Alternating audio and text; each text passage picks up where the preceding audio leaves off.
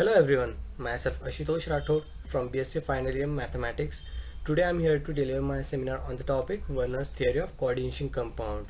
So before starting our seminar, let's go through the content of our topic.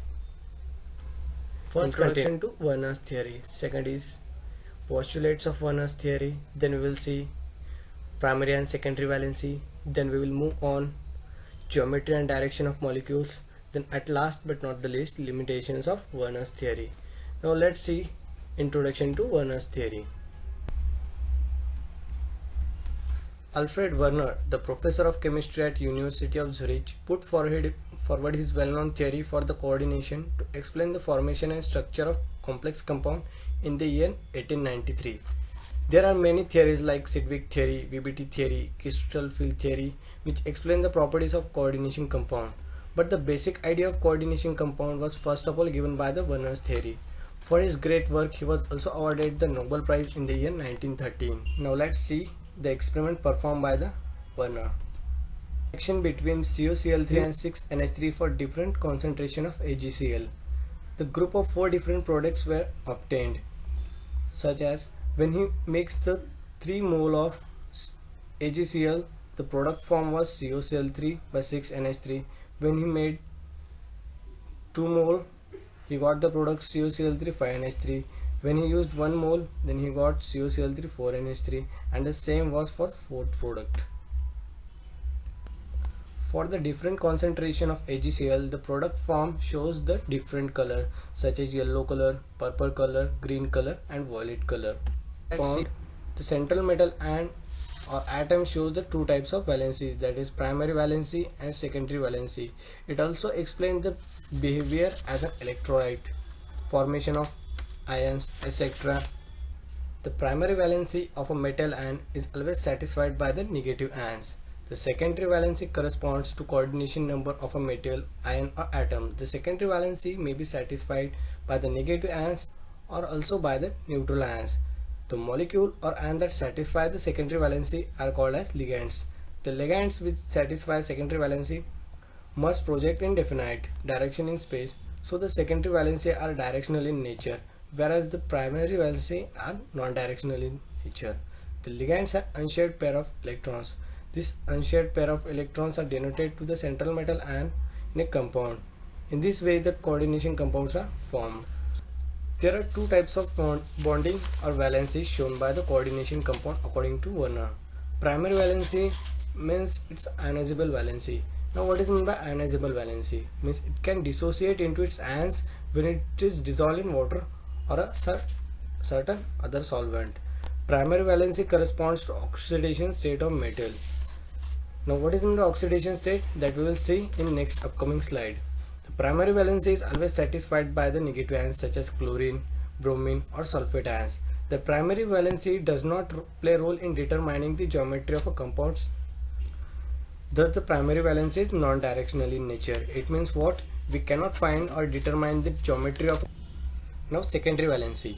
Secondary valency is a non-ionizable valency. Means what? Whenever we dissolve it in water or other solvent, it cannot dissociate into its ions. Secondary valency is determined by the coordination number or number of ligands attached to central metal ion. Now what is coordination number? This we will see in the upcoming slide. Now secondary valency is satisfied by either negative ions or neutral molecules such as H2O and H3, etc. Secondary molecule plays a role in determining the geometry of a compound geometry. Now in this example you can see that CuNH3 by 6Cl3. Here 3 Cl atoms are dissociated, means the primary valency will be 3, and you can see that there are 6 NH3 molecules which are non-dissociated, thus the secondary valency will be 6. Thus we can say that secondary valency is responsible for determining the geometry of a coordination compounds. Now the question is that what actually is the oxidation state or the coordination number? So let's state in the upcoming slide. Oxidation state is nothing but the charge acquired or formed by the central metal ion when it either gains or loses the electron in the form of ions. And the coordination number is the number of atoms are directly to the central metal ion. Now the question is that Hope we can calculate the oxidation state and the coordination number of a molecule. Now for this, let's take an example. In this example, you can see that we have considered the coordination compound COCl NO2 NH3/4 whole positive.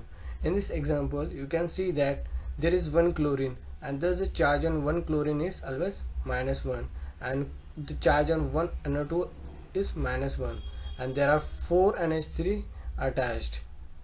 We know that CO is the central metal ion. So let X be the oxidation state of CO. And we know that there is one chlorine atom, one NO2 and 4 NH3. So in total there are, for the coordination number, and here's the secondary valency of CO will be 6.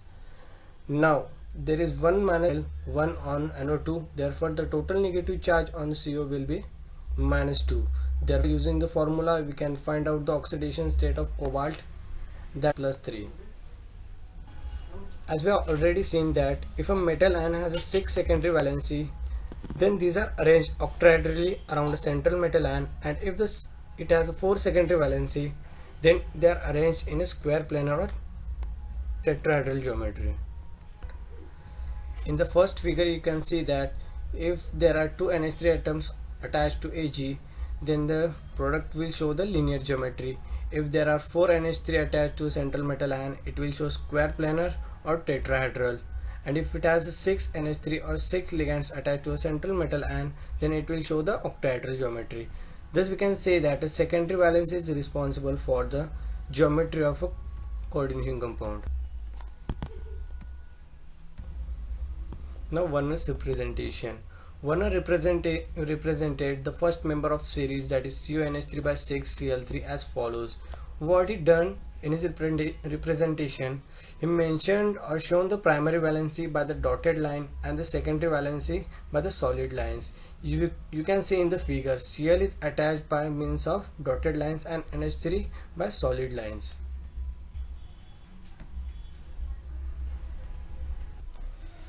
These are the 4 products obtained by Werner during his experiment. In the first, you can see that the Cl is attached by means of dotted lines, means the Cl shows the primary valency, and NH3 by means of solid lines, thus it shows the secondary valency. In all the 4 products, you can see that there are 6 solid lines and 6 NH3 which are attached by CO. Thus the secondary valency, that is 6 in the product, remains the constant. Now let's see the limitations of Werners theory. Limitations of Werners theory. It failed to explain why all elements don't form the coordination compounds. It means that Werner could not explain the existence of certain compounds which did not show the property of coordination compounds. It also failed to explain the directional property of bonds in coordination compounds. It does not explain the color and the magnetic and the optical properties shown by the coordination compounds. Means what, the coordination compounds could not explain or could not follow the optical properties, such as the rotation of plane polarized light in clockwise or anti-clockwise direction.